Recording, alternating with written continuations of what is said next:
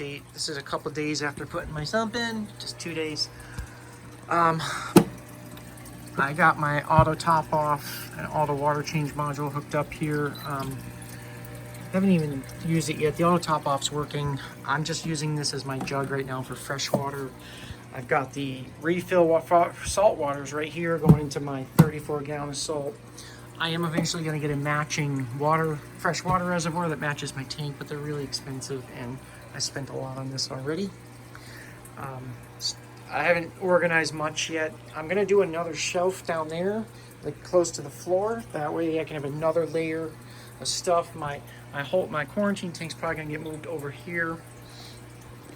So basically I'm going to leave this open, I think, right here, because I'm going to have this control in my sump pump control, which just doesn't get used because it's linked to my phone, but it can get used if I need to. And I want access to it all, and I gotta hide all the wiring and neatly tuck it away. On this side, I decided to leave it open. I'm not sure what for yet, but I need a spot for electrical to be able to neaten everything up. It's still somewhat of a mess. I started doing it. I need a second power strip up there put here, but they're all out of them at Home Depot. That power strip worked out good. It's just these stupid plugs take up 2 spots, you know? So I need 4 more of those big space ones. I redid my plumbing since the last video. I ran a new 1-inch line because the one I had was so kinked it was unusable. So I went to Home Depot and got one, and what I did is I plumbed in with a little bit of hard pipe here. So basically all those systems like the Red Sea tanks, they have a valve in them that gets rid of noise from the overflow line. And well, all it is basically a ball valve or a gate valve, whatever. So I installed this. I did plastic PVC 1 inch to 3/4. They don't sell anything to do with 1 inch, so it's a 1-inch line, but it only needs to be 3/4. And it's probably better off I reduced it to 3/4 here because it matches my return line. So all I did is I adjusted this a little notch to restrict the water. Now there is some bubbles up there. Now, yeah, I can get rid of that. It makes it virtually silent in the room. It actually is silent now. The reason I'm not over adjusting it is because if this motor, I have it set at 80% power, if it gets bumped, knocked up to 90 or 100%, and I fine tune this drain to work perfectly with the 80%, the overflow box will overflow and flood the tank. So you don't want to over adjust it. With it set like that, the main line is solid and up in the room, and it makes 0 noise. So don't over adjust it so it's perfect, because then if your pump ever gets bumped, someone turns the dial up for any reason, you're gonna have a flood. It's gonna overflow your tank because the drain won't keep up because you have it dialed down to handle only 80%. And it's so quiet without the ball valve even closed that it wasn't even a big deal, but I put it on to fine tune it more to make it even better. It is virtually silent in the room.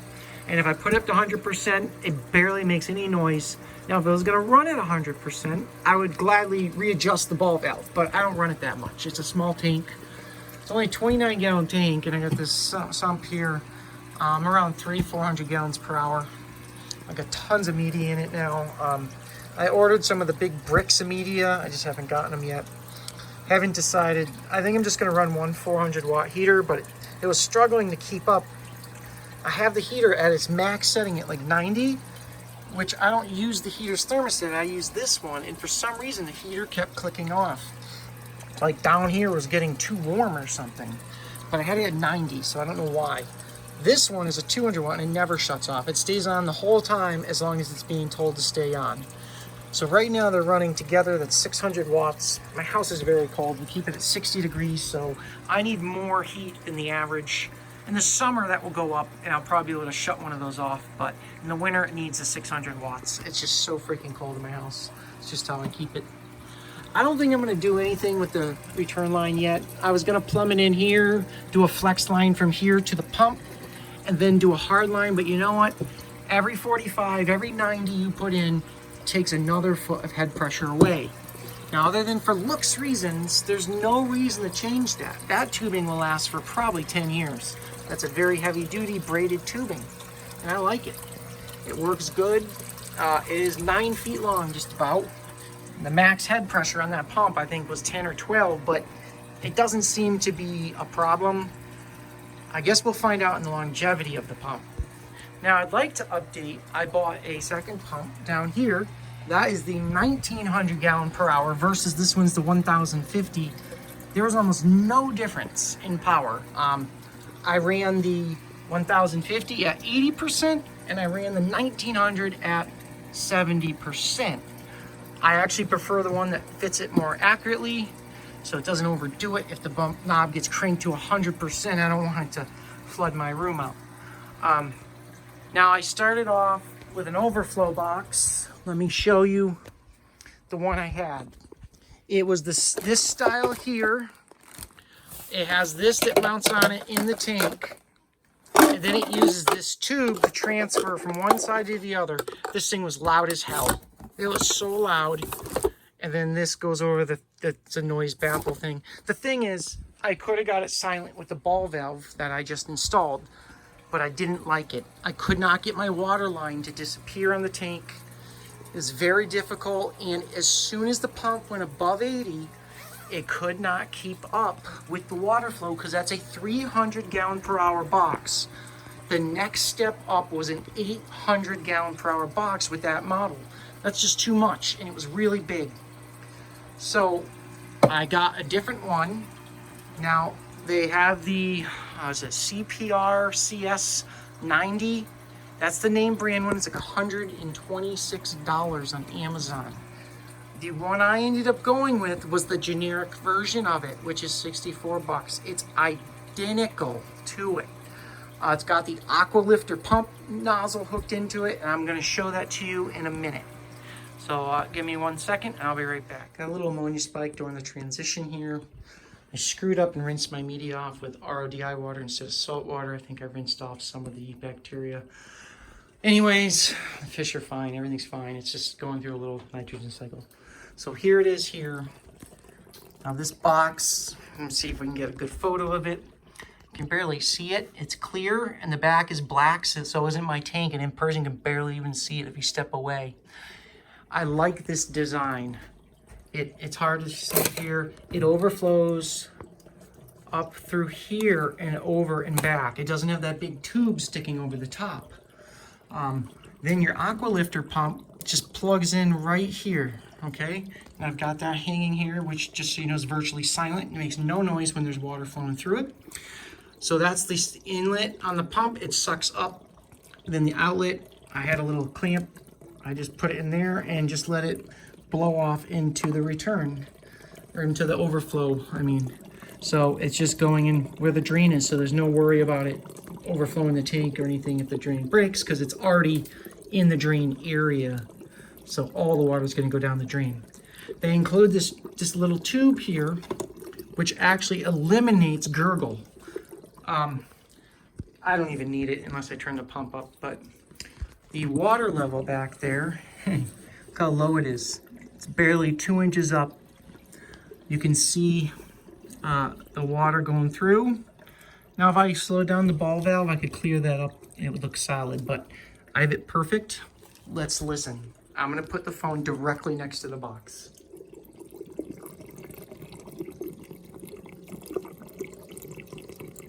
Hopefully you guys can hear that. That's on top of the box. Now if I back away, you hear a little water running, but it's nothing. I can quiet that up, as I said, but I can't hear it outside the room, and that's quieter than my skimmer was when it was up in the room, so I'm not concerned. But anyways, and once again, I'm using the Aqueon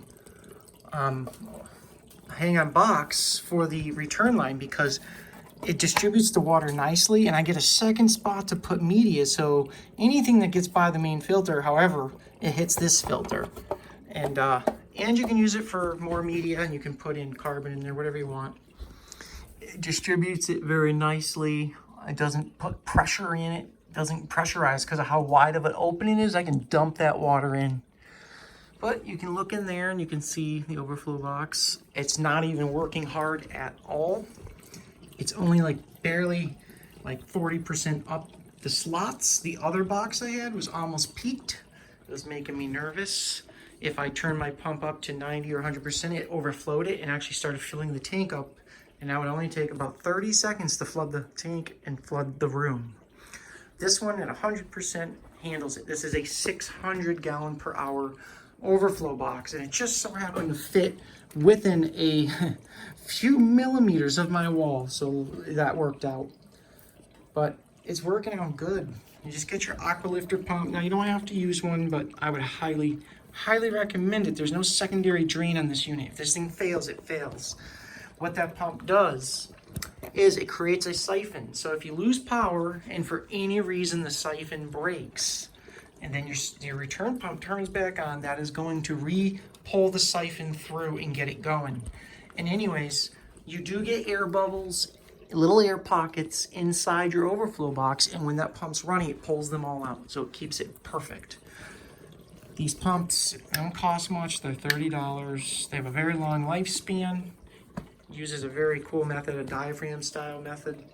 You can even replace the rubber diaphragm if it ever wears out, but a pump like that can run 24/7. It's barely warm. They draw like 3 watts of power. You'd never even know. So far, loving the setup. I'm psyched. I'm so happy. Redoing that return line today just made a world of difference. It's so smooth and quiet. The aqua lifter pump fits there, and see, it comes with a built-in nozzle for the aqua lifter pump. The other one, I literally just had to stick the tube in the overflow tube, it kept falling out. I mean, that's just, they shouldn't even sell that box. They just shouldn't. It's not worth it. It's not worth the headache. If it failed, you guys have to remember when you're running these overflow boxes over the side of a tank, it's a risk in its own. I couldn't drill the tank. It's already established and set up. Otherwise, I would have drilled it from the beginning and did a regular style overflow box. If you're starting from scratch, just drill a hole in your tank. The bits are $5 on eBay, $10, just do it. I didn't start with this filter. I didn't know I was gonna do it already, but I got sick of the canister filter. It needs cleaning like every 2 weeks. It was just a pit of dead food, decaying, everything. It was just disgusting. But so far I'm so happy with that new trigger system sump. If I have any regrets, I wish I went with the biggest one. That was the second to the biggest. It was the number 34. They have up to a 36. Now they rate them by gallons. It said it held 34 gallons of water, but it doesn't. I think I put 20 in it, and it's as much as it can really take. I mean, I can put more in it, but it's not really, it's not going to run properly. The levels in it are going to change and get knocked all over the place. But anyways, my tank spiked from ammonia. I think I killed some of the biomedia when I transferred it over. That was my fault. I rinsed it in RODI water, not salt water. I assume that might have did it. It's having a small ammonia spike. I put some Amalock in there to nutrify it. My fish are showing no signs of stress. A little heavy breathing on my bigger clown, but the other one none. They're eating. They seem fine. My snails are fine. Luckily, I just didn't have much in it. But anyways, I just wanted to go over these new things. I couldn't be happier again with this overflow box. This was the way to go. Let me get the name of it for you guys. Just hold on a second. So it's the Blue Ocean Overflow Box, up to 600 gallons per hour flow rate. Good for up to a 125 gallon tank. Not sure how accurate that is, but it's on Amazon for $64.99. It does not have a cover. There's no cover for the back of the box, but it's so quiet you won't need it. I just want to let you know that the name brand CPR one does have a cover. It won't fit, to my knowledge. I looked up the measurements and they're wrong. They don't match this one.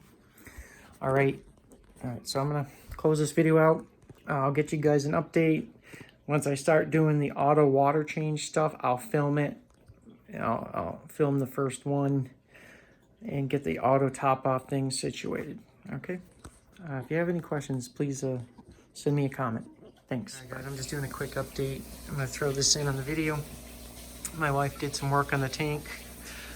These are some new plants she added. It actually looks quite good. I'm not a fan of that plant, but the other ones look all right. I'm just gonna throw this in, maybe give you guys some ideas. Still not ready for fish though. It's been up for a while now, 4 or 5, maybe even 6 weeks. It's getting a lot of brown algae in there. I don't know, it's worse than the other tanks, I don't know why, but all right, that's it.